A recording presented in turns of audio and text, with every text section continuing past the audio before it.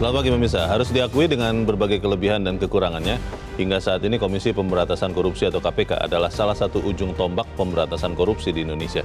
Orang-orang yang akan memimpin KPK ini haruslah punya integritas dan komitmen tinggi dalam memberantas segala bentuk korupsi atau rasuah. Untuk menghasilkan pimpinan semacam itu, proses penjaringannya juga harus selektif.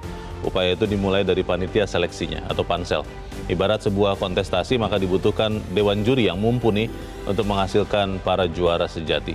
Pemirsa, inilah editorial Media Indonesia di seri ini Jumat 31 Mei 2024 dengan tema Menanti Nyali Pansel KPK bersama saya Leonard Samosir. Dan Anda semua para pemirsa juga bisa ikut menyatakan pendapat Anda nanti dengan menelepon nomor telepon 021 583 99 100. Dan pemirsa, pagi ini telah hadir bersama saya anggota Dewan Redaksi Media Group, Ade Alawi. Kang Ade, selamat pagi. Pagi, Leo. Sehat-sehat, Kang? Alhamdulillah sehat. Saya kecewa, Kang, karena dari 9 nama pansel nggak ada nama Kang Ade Alawi. Kita sudah melihat ada 9 orang yang diumumkan sebagai pansel KPK, tapi pertanyaannya adalah apakah benar mereka akan bisa menyaring orang-orang yang lebih baik bagi KPK. Tapi sebelum kita bahas itu, Kang Ade dan pemirsa, kita lihat dulu beberapa berita yang diperhatikan Media Indonesia. Yang pertama, ini adalah headline Media Indonesia untuk hari ini. Anda bisa lihat di harian Anda, pemirsa. Tidak usahlah mengakali aturan. Ini memang ada aturan yang diakali atau apa ini maksudnya? Bagaimana, Kang Ade? Ya, ini kita mengangkat HL ini karena ada putusan Mahkamah Agung yang tampaknya senafas ya, sepertinya sama ya dengan putusan MK ya, soal batas usia capres dan cawapres. Usia minimal? Usia minimal. Oh. Dan putusan MA ini juga terkait dengan tentang batas usia calon gubernur dan calon bupati wali kota. Nah, tetapi di sini yang digugat adalah pasal 4 ayat 1 ya PKPU nomor 9 tahun 2020. Di situ memang disebutkan bahwa batas usia syarat untuk pendaftaran ya calon gubernur, wakil gubernur itu adalah 30 tahun. Oke. Nah, tetapi ini kemudian diubah tafsirnya, dan rujukannya ada Undang-Undang Pilkada, diubah tafsirnya oleh MA bahwa syarat usia 30 tahun untuk gubernur dan wakil gubernur, bupati, wali kota 25 tahun itu ketika dilantik, bukan ketika mendaftar. Oh, bukan dari sejak didaftarkan. Betul. Ya? Padahal kalau kita lihat dari Undang-Undang Pilkada itu jelas kok. Syaratnya itu ketika pendaftaran, bukan pelantikan. Jadi ini sungguh aneh bin ajaib putusan MA ini. Dan ini pun diputuskan cukup kilat ya, sangat kilat 3 hari. Dan alasan MA ini karena dalam prinsip persidangan ini harus efisien, efektif seperti itu. Jadi lebih cepat, lebih baik dan waktunya lebih singkat, memakan biaya sedikit seperti itu. Nah, tetapi ini putusan MA ini terkesan ya, terkesan ingin menggolkan salah satu calon untuk gubernur DKI ya. Dimana kalau kita lihat sebelumnya elit dari ketua harian DPP Gerindra itu sudah mengunggah poster Budi Satriojiwandono dan Kaisang Pangarep untuk DKI untuk 2024. Oh, DKI 1. DKI 1. Okay. Nah, ini kan hampir sama ketika putusan MK temporary yang kontroversi dan kemudian menurut MK ada pelanggaran etik berat. Ini kan meloloskan cawapres Gibran Rakabuming Raka. Dan kali ini publik menilai bahwa putusan MA ini untuk meloloskan Kaisang Pangarep yang pada hari ini usianya masih 29 tahun. Dan pendaftaran calon gubernur, calon kepala daerah ini sudah dimulai pada Agustus nanti. Emang kalau nanti udah terpilih, dilantiknya bulan apa ya? Januari nih. Oh, saya baca nih Januari. Tahun depan. Jadi posisi tahun depan sudah 30 tahun. Karena memang ulang tahunnya Desember. Iya. Ini cocokmologi ya, Bu. Ini saya yakin betul bahwa MA tidak mempertimbangkan itu, bahwa ini adalah berlaku untuk umum. Tapi kalau saya lihat data lahirnya 25 Desember, itu berarti di 25 Desember baru 30. Kalau pilkadanya kan 20 berapa? November ya? November ya. Itu berarti belum 30. Belum 30. Ih, kebetulan itu. Itu hanya kebetulan. Saya percaya betul bahwa Mahkamah Agung benar-benar memegang prinsip untuk kemaslahatan umat, begitu ya? Iya, karena memang Mahkamah Agung ini kan benteng terakhir ya, benteng terakhir keadilan. Kalau misalnya benteng terakhir keadilan tafsirnya seperti itu, menyimpang dari apa tafsir yang secara eksplisit di Undang-Undang Pilkada. Yang syarat untuk calon itu ada calon usia ya, usia calon itu ketika mendaftar, bukan ketika dilantik. Baik. Jadi, ini menjadi pertanyaan ya, menggelikan juga ini. Ketika kemudian banyak aturan, semakin banyak aturan dan harus diatur persis tafsirnya pun, betul. Artinya memang ketidakpercayaan makin tinggi di antara bangsa ini. Kan katanya gitu ya. Kalau saya berjanji sama Kang Ade, kita saling percaya, tidak usah ada kertas. Tapi kalau ada kertas, lalu ada saksi, lalu ada notaris, lalu divideokan, itu berarti kita tidak saling percaya. Mungkin sekarang bangsa kita sudah ada pada fase itu, Kang Ade. Ya sangat-sangat memprihatinkan. Oke, kita harap tidak usahlah ada yang mengakal-ngakali aturan supaya kemudian kewarasan kita semua masih bisa terjaga. Seharusnya kan prinsip hukum itu kan equality before the law ya. Jadi persamaan kedudukan di hadapan hukum. Ya, persamaan kedudukan di depan hukum. Tidak boleh ada yang diistimewakan. Artinya harusnya manusia ini mengikuti hukum, bukan hukum mengikuti manusia. Kan begitu kan. Hukum itu diciptakan untuk mengatur kehidupan. Gitu. Kita yang memproduksi hukum ya. Kita yang memproduksi hukum. Makanya hukumnya bisa dibelokkan juga. Tidak boleh harusnya. Maaf, bukan dibelokkan, dimodifikasi. Oke, kita tinggalkan berita itu. Kita nanti ikuti seperti apa pelaksanaan aturan MA dan jangan-jangan kemudian itu ada inspirasi untuk modifikasi aturan yang lain. Kita beralih ke berita selanjutnya. Pemirsa, masih dari halaman 1. Ini juga masih ramai nih Kang Ade soal tabungan perumahan rakyat. Pro kontra tapera masih mencuat karena kelihatannya pemerintah tetap menerapkan tapera nih, walaupun makin banyak orang yang menentang atau mempertanyakan. Bagaimana Kang Ade? Ya, ini ada problem komunikasi publik ya dari pemerintah ya. Harusnya pemerintah ini berkomunikasi ya. Jadi prinsip dari kebijakan itu adalah bagaimana menjaring masukan dari berbagai kalangan ya. Mesti ada partisipasi, meaningful participation ya. Jadi partisipasi yang bermakna harusnya itu diterapkan dalam semua kebijakan pemerintah. Ini kan sudah ditekan nih peraturan pemerintahnya ya tentang pungutan untuk 3% ya, 3% untuk karyawan ya, mulai 2027. Semua karyawan ya, termasuk swasta loh? Iya, semua karyawan, betul. Nah ini ternyata ditolak oleh pengusaha, juga ditolak oleh para pekerja. Ini kan sungguh, ini lagi-lagi kebijakan yang aneh bin ajaib. Harusnya ada mengundang para pengusaha, kemudian juga serikat pekerja dan sebagainya. Gitu. Nah ini tiba-tiba muncul putusan seperti ini. Ini kan aneh juga, pemerintah mengeluarkan keputusan, tapi mayoritas banyak yang menolak. Ini kan semua aneh. Jadi basisnya apa? Basisnya apa kebijakan ini lahir gitu? Ini kalau kemudian tidak diubah juga ya tetap berlaku ya. Dan sambil kita bicara ini kan sudah berlaku ini PP-nya. Belum berlaku. Sudah berlaku, Kang? Sudah berlaku ya. Sudah berlaku dengan batas maksimal tahun 2027. Untuk mendaftarkan karyawan.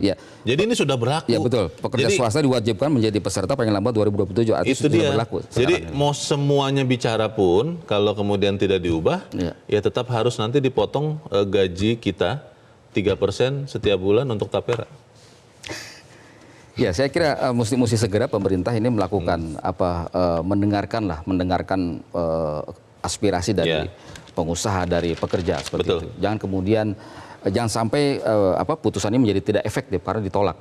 Baik, kita harap pemerintah masih mau mendengarkan kita ya, rakyat. Karena sekali lagi kan mandat atau perintah dari orang yang disebut pemerintah itu perintahnya datang dari kita. Ya memang kalau kita lihat backlognya ini kan sangat besar ya, sampai 12 juta ya. Tetapi kan pemerintah punya program rumah murah juga sebenarnya, rumah bersubsidi, LPP. Ini yang harusnya dioptimalkan seperti itu. Rumah-rumah yang bersubsidi di beberapa tempat, misalnya di Cikarang beberapa tempat, ini kan kualitas sangat buruk gitu loh. Nah ini yang saya kira juga harus menjadi koreksi. Kalau secara hitung-hitungan rumah bersubsidi sangat membantu karyawan berpenghasilan rendah ya. Baik, kita berharap semoga nanti soal tapera ini bisa berujung seperti soal UKT ya. Karena diramaikan, diviralkan, kemudian akhirnya ditunda meskipun tahun depan akan naik juga UKT-nya. Betul. Tapi mudah-mudahan taperanya bisa juga dipertimbangkan. Kita ke berita selanjutnya di halaman 3, pemirsa, di kolom politik dan hukum. Ini beritanya mengatakan jangan tutupi kepentingan di balik kasus penguntitan. Ini kasus PT Timah atau Kejagung atau apa nih Kang Ade? Ini belum dijelaskan ya, mengapa anggota Densus Bribda Iqbal Mustafa yang menguntit Jampitsus Febri Diansah, ini kenapa Jampitsus Febri Adriansyah ya, bukan Febri Diansah ya. Ini dikuntit oleh anggota Densus. Ini belum dijelaskan, saya kira baik itu Kejaksaan Agung ataupun Mabes Polri ini harus transparan juga. Atau mungkin kalau memang tidak transparan ada problem ya. Saya kira ada masalah yang memang harus ditutupi di situ. Apakah ada kepentingan sosok orang kuat, sosok orang berpengaruh atau kelompok tertentu yang dilindungi. Nah, dan lucunya lagi saya kira dari Mabes Polri juga hanya membebas tugaskan Bribda Iqbal Mustafa tanpa dikenai sanksi.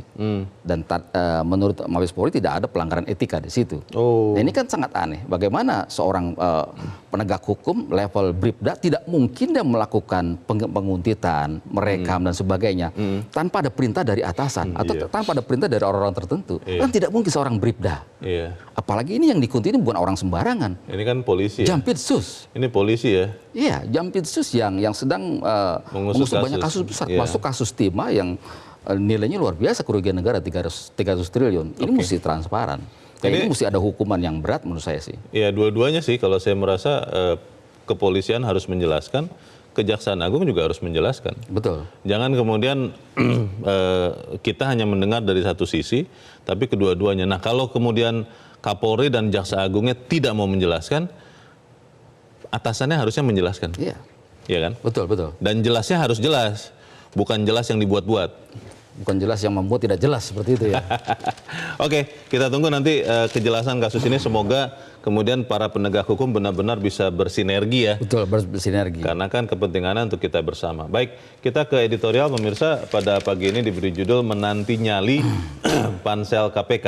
Saya tertarik dengan penggunaan kata nyalinya karena keberanian, artinya secara implikasinya pansel selama ini agak kurang bernyali. Nyalinya kelebihan atau apa nih maksud dari editorial pagi ini Kang Ade? Ya, nyali ini kan bagian dari bagaimana keputusan itu lahir ya. Bagaimana keputusan itu akan lahir yang bisa sesuai dengan kriteria. Kriteria yang mencari kriteria seorang pejuang ya. Bukan orang-orang yang mencari kerja ya. Jadi menjadi calon pimpinan KPK bukan orang-orang yang mencari pekerjaan di situ. Adalah orang-orang yang mengabdi, orang-orang yang berjuang untuk pemberantasan korupsi, untuk melawan korupsi ya. Karena perang melawan korupsi ini adalah perang yang luar biasa. Korupsi adalah kejahatan luar biasa, maka harus dilakukan oleh orang pejuang. Tanpa mental pejuang tidak mungkin seseorang itu berani memberantas korupsi. Karena ketika orang mental pejuang, maka dia akan berani berhadapan dengan siapapun dan resiko nyawa pun akan dihadapi. Kan begitu seorang pejuang, bukan orang mencari kerja. Nah, ini juga saya kira nyali pansel KPK harus terlihat ya dari putusannya nanti. Tetapi sayangnya kalau kita lihat dari 9 anggota pansel ini, 9 nama ini saya tidak melihat saya tidak melihat jejak perlawanan mereka terhadap korupsi. Meskipun mereka memang ya saya yakin secara integritas oke ya. Mereka orang-orang yang berintegritas, mereka ada 4 dari akademisi, misalnya salah satunya ada guru besar Fakultas Hukum Andalas, Profesor Elwi Daniel, integritasnya bagus. Dan semuanya juga bagus. Tetapi integritasnya tidak cukup tanpa sebuah nyali seperti itu. Nah, jadi menurut saya pansel itu jangan ragu-ragu mencoret calon-calon yang memang banyak laporannya. Kan pansel juga mempunyai kewenangan juga untuk melakukan tracking ya. Benar nggak ketika laporan masuk ini ya verifikasi ke berbagai sumber. Jadi ketika verifikasi sudah didapatkan, jangan ragu-ragu pansel untuk melakukan pencoretan ya. Pertanyaannya adalah apakah kemudian memang pansel ini akan benar-benar bebas nilai karena kan diduga di sekian seleksi yang lalu ada titipan-titipan dari berbagai pihak untuk menggolkan komisioner KPK. Kita akan bahas itu Kang Ade, dan misalnya adalah editorial Media Indonesia untuk hari ini Jumat 31 Mei 2024, menanti nyali pansel KPK.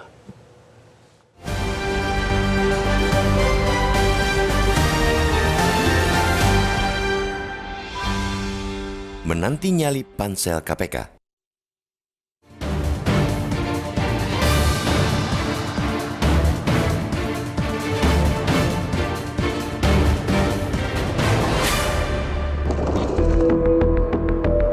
Presiden Jokowi telah menandatangani nama-nama yang masuk di dalam panitia seleksi atau pansel calon pimpinan atau capim Komisi Pemberantasan Korupsi atau KPK.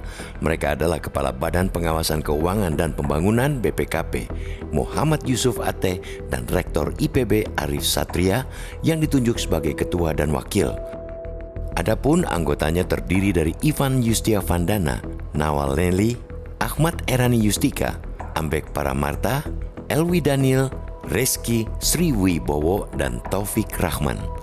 Mereka akan bertugas menyeleksi calon pimpinan KPK untuk menggantikan para pejabat lama yang habis masa kerjanya Desember nanti. Harus diakui, dengan berbagai kelebihan dan kekurangannya, hingga saat ini KPK adalah salah satu ujung tombak pemberantasan korupsi di Indonesia. Oleh karena itu, orang-orang yang akan memimpin instansi ini haruslah memiliki integritas dan komitmen tinggi dalam memberantas segala bentuk rasuah. Untuk menghasilkan pimpinan semacam itu, proses penjaringannya pun mesti selektif. Upaya itu dimulai dari panitia seleksinya. Ibarat sebuah kontestasi, dibutuhkan dewan juri yang mumpuni untuk menghasilkan para juara sejati. Mereka, para anggota pansel ini, mesti bekerja profesional, berintegritas, dan memiliki concern tinggi dalam pemberantasan korupsi. Integritas menjadi maha penting jika kita ingin membangun kembali kredibilitas KPK sebagai kesatria yang tangguh melawan korupsi. Sebagai juri yang akan menyeleksi para pimpinan lembaga anti rasuah, para anggota pansel pun harus punya keberanian dan sikap kesatria semacam itu.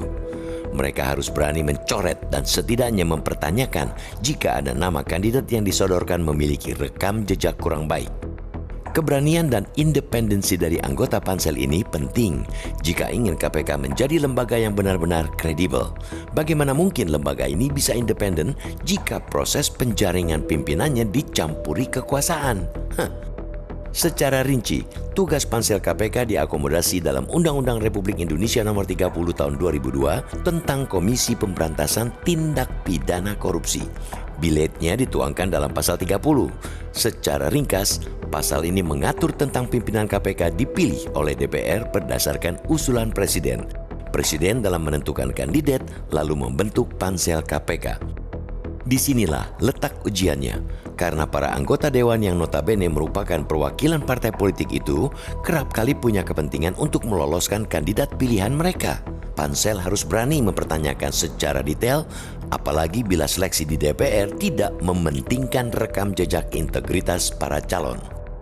Kerinduan terhadap KPK yang independen dan tegas sekarang muncul dengan kuat di benak khalayak, apalagi jika melihat perilaku para pimpinan KPK saat ini. Alih-alih menjadi pahlawan pemberantasan korupsi, mereka malah diduga ikut-ikutan berbuat lancung. Oleh karena itu, ke depan calon-calon yang terindikasi memiliki belenggu kelembagaan, apalagi lembaga yang tidak kredibel karena korup, sebaiknya disingkirkan dari proses seleksi. Namun sekali lagi diingatkan, harus ada keberanian dari para anggota pansel. Percuma ada panitia seleksi jika sudah ada skenario sebelumnya untuk memuluskan calon tertentu. Selama ini, upaya pemberantasan korupsi hanya indah di atas kertas. Dalam praktek, kepentingan politik praktis terhadap lembaga penegakan hukum sangat subjektif, yaitu menjadi pembela para kolega yang terjebak korupsi. Karena itu, integritas dan semangat kesatria pimpinan KPK yang baru tidak bisa digantungkan terlalu besar pada dukungan kekuasaan dan politik di DPR. Perlu tokoh yang tidak peduli dengan kepentingan kuasa dan prestis individu untuk mengganyang para koruptor. Salah satu tugas pansel adalah menghasilkan tokoh atau pimpinan KPK semacam itu.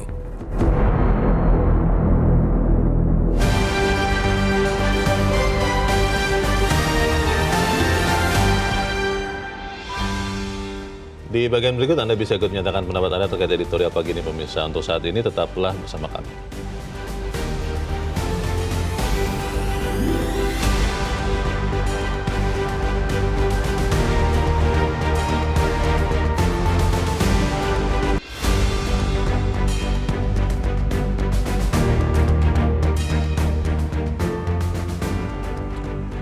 Terima kasih pemirsa, Anda masih bersama kami di Editorial Media Indonesia, dan sekarang kita akan bertanya ya Kang Ade sebelum kita lanjutkan diskusi kita. Sudah tersambung kita lewat saluran telepon dengan peneliti Pukat UGM Zainur Rohman. Mas Zainur, selamat pagi. Selamat pagi Bang Leonard. Ya, Mas Zainur, kita akhirnya melihat ada 9 nama panitia seleksi calon pimpinan KPK sudah diumumkan kemarin, dan kalau kita melihat nama-namanya tidak ada penolakan ya dari masyarakat karena memang dikenal punya integritas. Apakah Anda punya pengharapan tinggi bahwa pansel ini akan bisa menyeleksi pimpinan KPK baru yang memang benar-benar akan setia sampai akhir untuk melawan korupsi, Mas Zainur? Ya, saya menolak, Bang Leonard. Jadi kalau tadi dikatakan tidak ada penolakan, saya termasuk yang menolak begitu ya. Oh, begitu. Karena Kenapa? yang pertama adalah dominasi orang pemerintah sangat kuat. Di situ mayoritasnya adalah orang pemerintah. Yang kedua, unsur masyarakat sipilnya pun sepertinya bukan mereka-mereka yang punya rekam jejak dalam kerja-kerja pemberantasan korupsi yang sangat kuat gitu ya. Memang saya lihat semuanya adalah orang yang berintegritas. Saya lihat semuanya adalah orang yang baik begitu ya. Tidak ada catatan buruk tentang mereka. Tetapi sepertinya ini adalah bukan orang-orang yang punya rekam jejak perlawanan yang sangat kuat terhadap pemberantasan korupsi. Jadi saya melihat dua hal itu. Yang pertama adalah dominasi orang pemerintah. Yang kedua dari unsur masyarakat sipilnya juga bukan mereka-mereka yang memang menyala-nyala perlawanannya terhadap korupsi. Meskipun sekali lagi saya katakan saya apresiasi kepada mereka semua karena mereka semua adalah orang baik. Justru saya melihat komposisi pansel KPK ini lebih mencerminkan kepentingan pemerintah untuk mengamankan KPK ke depan. Karena ini kan dibentuk panselnya oleh Presiden Jokowi. Kita tahu masa jabatan Presiden Jokowi dalam 6 bulan ke depan akan habis, sehingga tentu ingin husnul khotimah begitu kan setelah selesai menjabat, kepentingannya kemudian kelompok-kelompok politiknya ingin diamankan. Sehingga saya katakan saya tidak punya harapan banyak terhadap pansel ini, Bang Leonard. Mas Nur, kalau bicara soal figur, kan kalau kita melihat struktur di KPK sekarang, ada nama-nama yang kita tadinya kenal rekam jejaknya ya. Di Dewas khususnya, Dewas KPK, ada Albertina Ho. Ibu Albertina kita kenal keras dalam waktu saat mengadili kasus-kasus korupsi. Tapi banyak orang melihat kemudian bahwa setelah di KPK, kekerasan itu, ketegasan itu kelihatannya mengendur. Jadi maksud saya, figur-figur yang tadinya kita kenal kuat, ternyata juga tidak menjadi kuat ketika di dalam KPK. Sehingga kalau menurut saya, tidak penting juga cari figur yang kuat, yang penting figur-figur ini yang masuk di dalam pansel benar-benar bisa menyeleksi dengan berani orang-orang yang memang mau memberantas korupsi. Bagaimana Mas Zainur? Ya, orang dengan figur seperti Bu Ho yang sangat kuat saja dianggap banyak orang sebagai sangat disayangkan, melempem begitu ya. Apalagi ketika panselnya bukan orang-orang yang memang terlihat rekam jejaknya sangat kuat gitu kan. Kenapa? Karena pansel ini akan menghadapi berbagai macam bentuk tekanan politik dari segala penjuru, Bang Leonard. Yang utama adalah dari Presiden. Pasti sudah aku yakin, saya pastikan Presiden dengan seluruh perangkat kekuasaannya punya kepentingan sangat besar untuk mengamankan masa pensiun mereka, sehingga mereka tidak ingin dipersekusi oleh KPK begitu kan. Sehingga yang pertama akan punya kepentingan secara langsung terhadap pansel ini adalah Presiden. Nah kalau kita lihat orang-orang yang dipilih oleh Presiden dalam pansel itu mencerminkan kepentingan Presiden. Sehingga saya katakan tadi, kalau panselnya diragukan independensinya, susah untuk berharap akan menghasilkan pimpinan KPK yang independen. Kalau pansel KPK-nya bukan orang-orang yang menyala-nyala perlawanannya terhadap korupsi, meskipun mereka orang baik, jangan terlalu banyak berharap pimpinan KPK yang terpilih adalah orang-orang yang punya keberanian tinggi. KPK itu komisionernya tidak cukup sekadar orang yang baik, berintegritas, lurus, profesional, tetapi harus berani. Nah, keberanian itu jarang dimiliki oleh orang zaman sekarang. Kenapa? Karena semua orang punya catatan buruk. Apalagi misalnya akademisi, teman-teman akademisi banyak yang sangat lurus, manis, berintegritas tinggi dan seterusnya. Tetapi apakah punya keberanian? Itu kan pertanyaan. Kenapa? Karena KPK itu setiap hari berkelahi dengan kekuasaan, dengan koruptor, dengan segala macam bentuk intrik-intrik, bersinggungan dengan aparat penegak hukum lain dan seterusnya. Jadi itu sekali lagi Bang Leonard, yang pertama harus berani melawan tekanan, yang kedua harus berani, pansel ini harus mendengar masukan masyarakat, yang ketiga berani mencoret siapapun yang punya rekam jejak yang buruk, yang keempat jangan buat kuota untuk jaksa dan polisi, Dan yang kelima, saya harap mereka harus buktikan bahwa mereka memang lebih mengabdikan dirinya untuk NKRI daripada untuk kekuasaan yang menunjuk mereka, Bang Leonard. Baik, Mas Zainur, ini sih saya terakhir ya melihat kalau analogi di olahraga begitu ya. Tim-tim underdog itu sering memberikan hasil yang luar biasa, mengejutkan, membalikan keadaan. Kalau memang misalnya kita ibaratkan pansel ini underdog, karena banyak orang tidak melihat seperti yang tadi Anda katakan, Mas Zainur, maka kita bisa berharap ada hasil luar biasa yang keluar ya. Masih ada harapan tidak, Mas Zainur?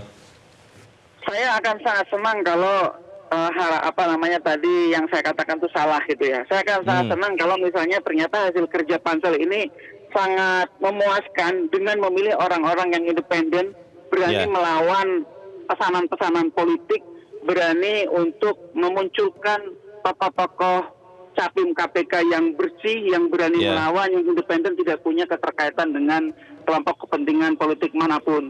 Nah, tetapi itu kan semua harus ditunjukkan oleh gestur dari pansel, yaitu tadi yang paling penting dua itu, berani melawan titipan dan tekanan, yang kedua adalah mau mendengarkan masukan dari masyarakat. Jadi kita tidak hanya sekadar punya harapan yang tidak berdasar, tetapi harapan itu bisa dilihat dari gestur pansel nanti di dalam menerima atau menolak masukan dari masyarakat, Bang Leonard. Baik, kita harap saja itu yang terjadi. Terima kasih peneliti Pukat UGM Zainur Roman sudah mencerahkan kami. Selamat pagi, Mas Zainur. Kelihatannya Kang Ade sudah agak tidak berpengharapan nih Mas Zainur ya. Iya, pesimis betul Mas Zainur. Karena dikatakan bahwa didominasi oleh orang yang dekat dengan pemerintah, walaupun memang bukan pejabat pemerintah. Apa memang kita jadi akhirnya ya sudah begitu saja atau seperti apa Kang Ade? Ya, ini saya melihat bahwa ini konsekuensi barangkali ya, konsekuensi dari revisi Undang-Undang KPK ya. Ketika KPK kemudian ditempatkan menjadi rumpun eksekutif, berarti bagaimanapun juga KPK ya harus bagian dari pemerintah ya. Pemerintah ini Presiden Jokowi. Dan kalau kita lihat dari susunan komposisi dari 9 pansel ini, memang semuanya tidak ada seperti yang tadi disampaikan oleh Mas Zainur ya dari Pukat UGM ya. Itu tidak ada jejak perlawanan mereka terhadap korupsi. Kemudian kalau kita lihat juga mereka ini kan government friendly ya. Jadi memang orang-orang yang memang tidak pernah bersuara kritis ya, terutama terhadap persoalan-persoalan korupsi.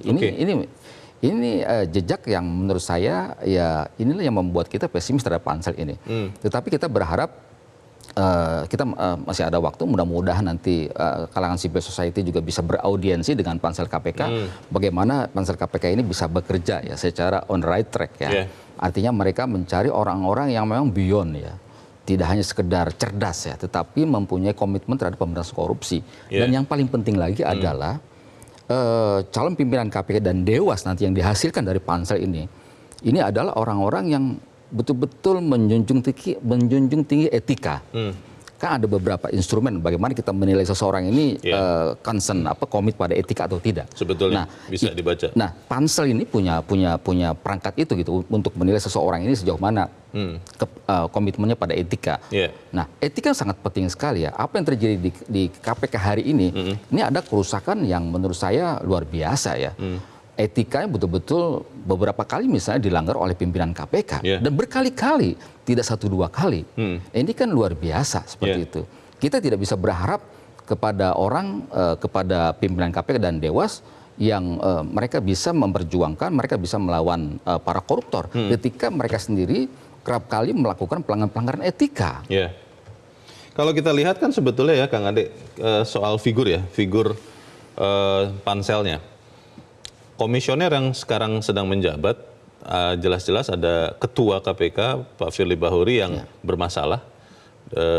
Belum tahu juga ujung kasusnya seperti apa. Tapi itu kan pada saat itu, kalau kita menengok lagi, panselnya itu diisi oleh figur-figur yang mumpuni loh. Sekian nama di kasus hukum, ahli-ahli hukum, itu ada di situ loh. Tapi kan akhirnya ujungnya yang keluar yang seperti ini. Nah, maksud saya, apakah jadi jaminan ketika pansel ini adalah figur-figur yang melawan korupsi dengan jelas, orang-orang yang mengerti hukum banget, lalu akan bisa menghasilkan komisioner yang memang baik? Bukankah kita bisa juga berharap sebaliknya ketika saat ini dianggap bukan orang-orang yang mengerti hukum, bisa menghasilkan yang lebih baik karena bebas nilai kan, tidak ikut terlibat di dalamnya. Bagaimana Kang Ari? Ada 2 tahap yang krusial ya dalam konteks memilih pimpinan KPK dan Dewas yang nanti akan disetorkan ke DPR ya. Pertama adalah konsolidasi di tim pansel itu sendiri. Sejauh mana visi misi mereka dalam melihat atau menghasilkan orang-orang yang memiliki kredibilitas, orang-orang yang memiliki integritas dan keberanian untuk perang melawan korupsi. Ini harus satu visi dan misi. Bagaimana mereka katakanlah nanti yang boleh jadi barangkali Pak Jokowi tidak suka dengan figur-figur ini yang lolos atau ini juga mereka harus berani juga berani menyampaikan sikap bahwa ini adalah hasil yang memang orang-orang terbaik. Kalau memang diperlukan karena berani ini, berbeda dengan tekanan ini akan ada 2 fase. Di pansel itu sendiri dari berbagai kalangan itu pasti nanti akan ada tekanan. Kemudian ketika masuk ke DPR itu tekanan lebih besar lagi. Mau fit and proper apa yang terjadi ketika pansel yang periode yang kemarin yang dipimpin oleh Ibu Ganarsi, Ibu Yenti Ganarsi. Mereka tuh orang-orang hebat semua. Itu dia. Nah, rankingan yang mereka bikin itu kemudian dibongkar lagi oleh Komisi 3 DPR. Diubah ya? Diubah lagi. Sehingga muncullah yang namanya Firly Bahuri. Ketika itu Firly Bahuri ditempatkan di tempat yang bawah. Sebenarnya bukan karena sudah ada problem etika juga ketika Firly Bahuri ini menjadi salah satu direktur di KPK. Nah, jadi ini ada 2 krusial. Pertama di pansel sendiri. Ketika pansel katakanlah orang-orang yang memang ini orang-orang baik semuanya, orang-orang baik. Kemudian mereka katakan mereka berikhtiar untuk memberikan satu legacy ya dalam kepemimpinan mereka sebagai pansel. Mereka sudah baik, tetapi ketika di DPR ini bukan tidak mungkin akan berubah lagi petanya seperti itu. Jadi kontrol masyarakat, dalam hal ini kontrol masyarakat sipil, ini harus sampai ke DPR, tidak hanya pada pansel gitu. Pansel berikan masukan-masukan yang bagus, orang-orangnya ini segala macam. Begitu pula masyarakat juga saya kira civil society harus memberikan masukan. Kan nanti pansel akan mengumumkan nih, berdasarkan verifikasi dan sebagainya. Inilah calon-calon yang akan kami pilih, yang akan diberikan kepada KPK. Masalahnya, nah ini kesempatan masyarakat untuk memberikan laporan-laporan. Seleksinya itu berdasarkan sejarah saya tidak terlalu ingat. Apakah kemudian pansel nanti mengumumkan nama-nama calon pimpinan itu dengan ranking masing-masing, setransparan itu, lalu dalam proses di DPR yang tadi Kang Ade katakan ternyata diubah susunan-susunannya. Saya tidak pernah dengar ada pansel yang kemudian bercerita kepada masyarakat, kami menyusunnya bukan begitu loh sebetulnya. Itu kenapa ya? Apakah memang harus tertutup, harus tidak terbuka setransparan itu atau bagaimana? Nah ini memang soal perankingan mungkin barangkali sensitif ya. Sensitif, jangan sampai kemudian ada kesan masyarakat ketika ini diletakkan pada nomor 1, dia harus jadi. Nah ini kalau di internal apa namanya pansel sendiri, mereka sudah membuat perankingan sebenarnya mana yang layak, mana yang tidak layak seperti itu. Lah kalau rankingnya itu secara terbuka jelas, akuntabel, ya boleh saja dong diumumkan. Ini memang karena memang semuanya kan ada yang berhak memutuskan Komisi 3 DPR. Jadi pansel saya kira tidak mau melakukan fait accompli juga. Tidak mau memaksakan diri juga bahwa inilah orang-orang yang memang harus lolos. Setidaknya misalnya ada 10 nama, 5 ini 5 orang-orang terbaik misalnya. Nah pansel juga tidak mau melampaui itu juga gitu. Jadi semuanya ada proses ada di DPR. Baik. Kita harus jeda dahulu, Kang Ade Alawi dan pemirsa tetaplah bersama kami, Editorial Media Indonesia segera kembali.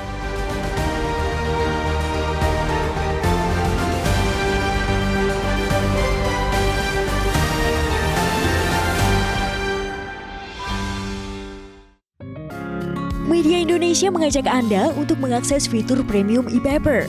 Dengan sajian konten berbasis intelektual dan meneguhkan kebangsaan, Media Indonesia tampil dengan lebih dinamis melalui e-paper Media Indonesia yang dapat Anda akses kapan saja, di mana saja. Caranya mudah, download aplikasi Media Indonesia di Android atau ketik link e-paper.mediaindonesia.com atau bisa scan QR code pada layar kaca Anda.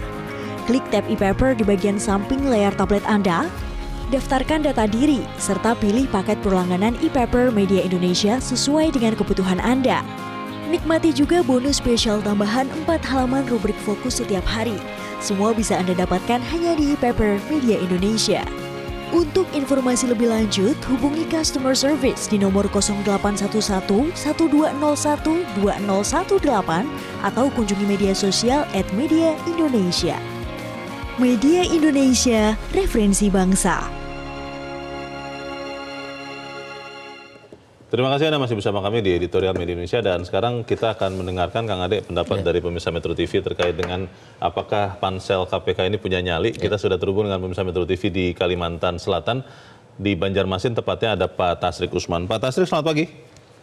Selamat pagi Mas Leo, selamat pagi Bang Ade Alawi. Assalamualaikum warahmatullahi wabarakatuh. Waalaikumsalam warahmatullahi wabarakatuh. Bagaimana Pak Tasrik, ini Anda punya kepercayaan tidak bahwa panitia seleksi Capim KPK ini punya nyali, Pak? Baik, untuk mengembalikan marwah KPK itu, Bang Ade, Mas Leo, itu ada tiga hal. Yang pertama, itu sangat ditentukan oleh panitia seleksi calon pimpinan KPK. Tetapi walaupun kita sudah melihat 9 yang sudah ditandatangani Presiden, itu ternyata ada 5 yang dari unsur pemerintah dan 4 dari non pemerintah. Itu sudah hal yang sudah membuat kita jadi tidak optimis. Yang kedua, kalaupun seleksi ini sudah selesai, itu juga ada tantangan lagi di fit and proper test di Komisi 3 DPR. Nah, kita berharap baik di seleksi maupun di Komisi 3 itu jangan ada titip-titipan untuk kepentingan politik dan sebagainya, apalagi kepentingan Presiden. Yang kedua, saya melihat bahwa sehebat apapun yang akan nanti terpilih, Bang Ade, itu juga tidak akan bisa bekerja secara baik apabila Undang-Undang KPK tidak dikembalikan ke Undang-Undang awalnya. Karena Undang-Undang KPK sekarang itu sangat lemah. Seolah-olah pimpinan dan kinerja KPK itu akan ditentukan oleh eksekutif, dalam hal ini Presiden. Nah, sepanjang itu tidak direvisi kembalikan ke Undang-Undang KPK yang awal, maka kita tidak bisa banyak berharap terhadap pimpinan KPK yang akan datang. Contohnya pimpinan KPK sekarang. Kan kita tahu, kok masa ketua KPK bisa terlibat persoalan hukum? Kan ini kan sangat ironis. Nah, untuk kebaikan masyarakat dan kepentingan bangsa ke depan, tolong baik pansel maupun yang ada di Komisi 3 DPR benar-benar menyeleksi 5 pimpinan KPK itu orang-orang yang punya keberanian dan independen. Terima kasih. Assalamualaikum warahmatullahi wabarakatuh. Waalaikumsalam warahmatullahi wabarakatuh. Terima kasih Pak Tasrik Usman dari Banjarmasin, Kalimantan Selatan. Selamat pagi, Pak. Di belakang Pak Tasrik ada Pak Yunus Luwat di Tanjung Selor, Kalimantan Utara. Pak Yunus, selamat pagi. Selamat pagi, salam sejahtera untuk kita semua. Yang saya hormati semua kita. Untuk khusus nyali dari tim pansel KPK, kami mohon izin dari pelosok Kalimantan Timur, Kabupaten Belungan, Kalimantan Utara maksud saya, mensupport panitia seleksi supaya benar-benar menggunakan kewenangan kepercayaan yang diberikan oleh penentu kebijakan dan mari seleksi dengan sebaiknya supaya komisioner KPK Republik Indonesia tercinta ini betul-betul nanti mendapatkan tugas dan betul-betul amanah menjalankan tugas dengan baik. Dan jangan ada terulang seperti kondisi-kondisi yang lalu. Ada oknum-oknum tertentu yang masih bermain. Kami berharap supaya dimaksimalkan penggunaan pertanggungjawaban keuangan negara. Karena kita, Republik Indonesia ini sebenarnya kaya. Namun karena salah guna, tidak ada pengawasan, tidak begitu baik. Dan mohon izin, maka banyak yang bocor. Oleh sebab itu melalui institusi terhormat KPK Republik Indonesia ini kita berharap semakin baiklah pelayanan, penggunaan keuangan, dan tidak ada lagi istilah korupsi dan lain sebagainya.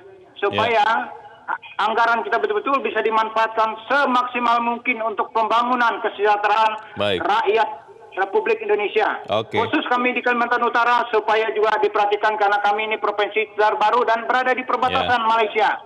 Mohon dibangun daerah pelosok, daerah pinggiran perbatasan. Terima kasih Tuhan berkati. Pak Yunus Luwat di Tanjung Selor, Kalimantan Utara. Selamat pagi, Pak. Di belakang Pak Yunus Luwat ada Pak Ramadan di Jambi. Pak Ramadan, selamat pagi. Selamat pagi Pak Leo dan Pak Adi. Assalamualaikum warahmatullahi wabarakatuh. Waalaikumsalam warahmatullahi wabarakatuh. Bagaimana Pak? Ini kita berharap kepada pansel KPK. Pak Ramadan punya harapan yang sama? Sangat berharap kepada pansel punya nyali. Ketahuilah bahwasanya di pundak pansel yang 9 orang itu Ya. 270 juta. Bukan pejabat negara ya Pak Leo ya. Bukan DPR, bukan pejabat negara yang berharap kepada pansel itu. Yang berharap pada pansel itu adalah 270 juta rakyat Indonesia. Ya.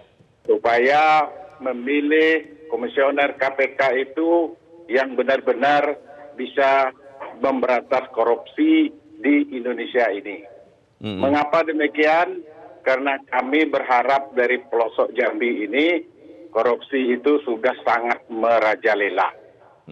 Yang membuat undang-undang itu juga korupsi. Jadi merajalelanya sudah luar biasa. Maka kejahatan luar biasa ini diharapkan kepada pansel punya nyali. Nyali itu adalah orang-orang yang tersimpan di hatinya itu tidak terpengaruh oleh apapun. Yakin dengan dirinya sendiri bahwa yang saya ucapkan ini adalah benar untuk kepentingan negara di masa depan. Maka itu berharapan saya tidak hanya Metro yang menyiarkan ini. Semua televisi supaya bergejolak memberitakan KPK adalah sangat penting untuk masa depan negara. Kalau korupsi ini terbiarkan seperti ini Pak Leo, saya khawatir dengan negara ini. Masyarakat akan mencari jalannya sendiri untuk menyelesaikan ini. Korupsi sudah menakutkan. Di pelosok-pelosok orang tidak takut lagi korupsi, Pak Leo. Mohon pansel, gunakan kekuatan Anda. Anda diharapkan oleh 270 juta negeri ini untuk mengangkat orang-orang seperti memang harapan untuk memberantas korupsi di mana-mana. Terima kasih, Metro. Jaya terus. Assalamualaikum warahmatullahi wabarakatuh. Waalaikumsalam warahmatullahi wabarakatuh. Terima kasih Pak Ramadan di Jambi untuk pendapat Anda. Selamat pagi Pak. Betul, diingatkan Pak Ramadan, Kang Ade, bahwa yang berharap bukan hanya sekian orang, tapi kita semua rakyat Indonesia. Sampai ke pelosok negeri katanya. Sampai ke pelosok negeri, tapi tadi yang dikatakan Pak Tasrik menarik, kalaupun pansel melahirkan pimpinan yang baik, tapi kalau undang-undang yang menjadi dasar bergeraknya mereka tetap sama, ya sama saja bohong. Tapi kita harus jeda dahulu, Kang Ade dan pemirsa tetaplah bersama kami. Editorial Media Indonesia segera kembali.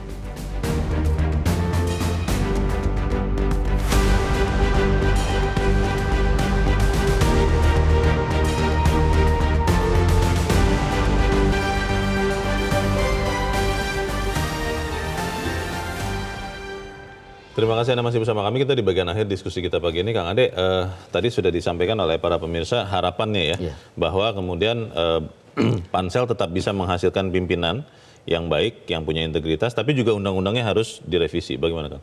Ya, ada dua hal yang membuat KPK itu lemah ya, sehingga lemah pula pemberantasan korupsi.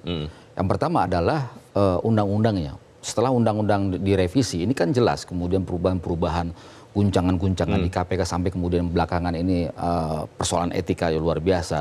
Ada pungli di rutan KPK sampai 6 miliar. Ini luar biasa. Jadi secara hukum ini harus diperkuat ya. Ini harus dikembalikan bagaimana posisi KPK yang kuat. Kemudian yang kedua adalah orang-orangnya. Jadi para pimpinan KPK ini orang-orang yang menurut saya harus selesai dengan dirinya sendiri. Maksud selesai dengan diri sendiri adalah bukan orang-orang yang mencari pekerjaan, bukan orang-orang yang ingin menumpuk kekayaan, bukan orang-orang yang mencari posisi politik ketika dia nanti selesai mengabdi di KPK. Betul loncatan begitu. Betul loncatan, menjadi komisaris dan sebagainya.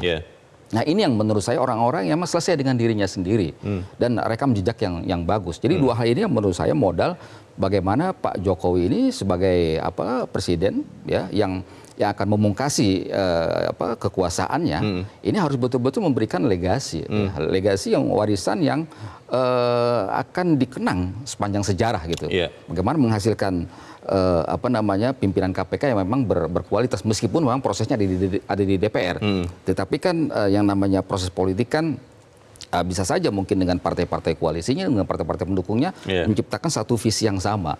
Bagaimana menghasilkan pimpinan KPK dan Dewas dalam fit and proper test nanti orang-orang yang memang para levelnya level pejuang gitu loh. Pejuang ini kan orang yang memang memiliki keberanian.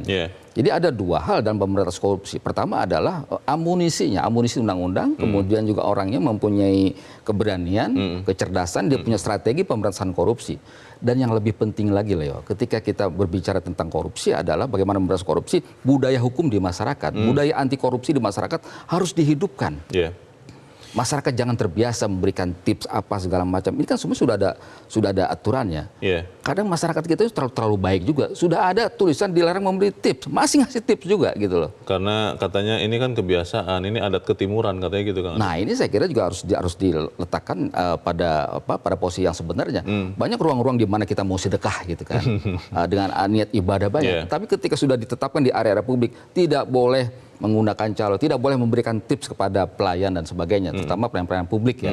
Nah ini saya kira budaya hukum di masyarakat harus kuat juga, budaya anti korupsi, pendidikan karakter di sekolah ini juga modal juga.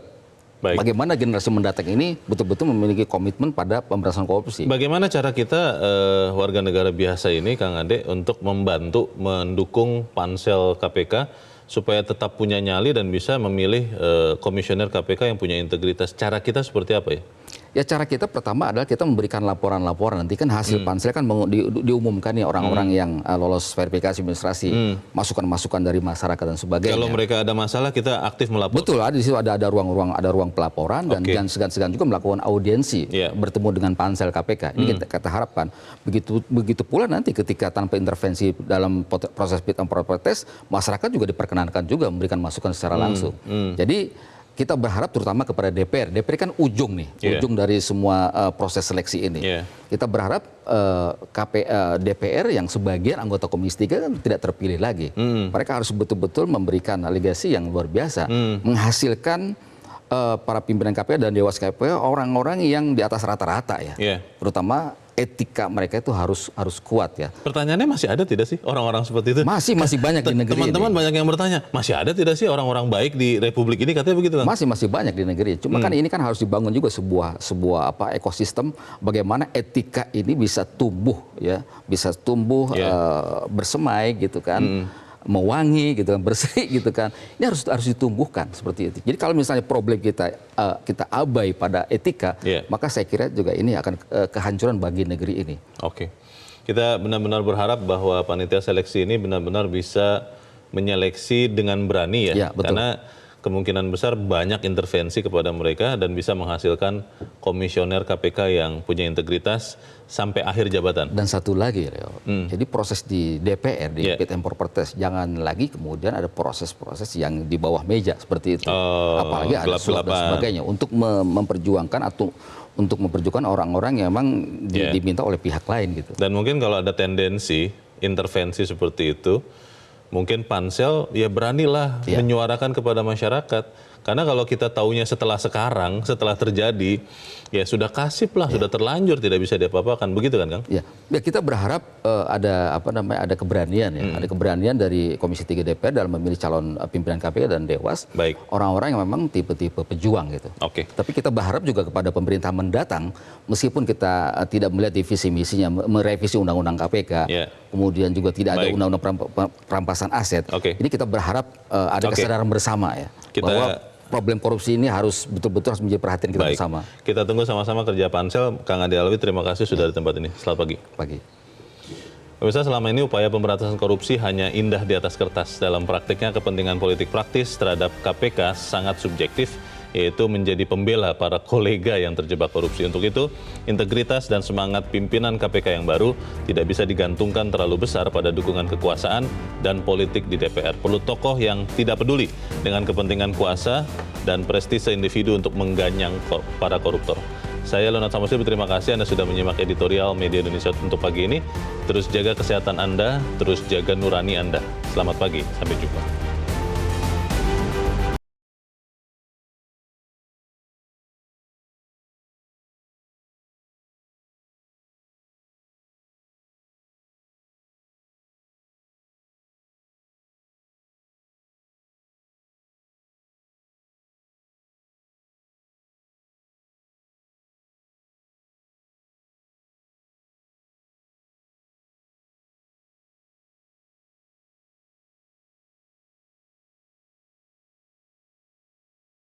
Jelajahi cara baru mendapatkan informasi. Download Metro TV Extend sekarang.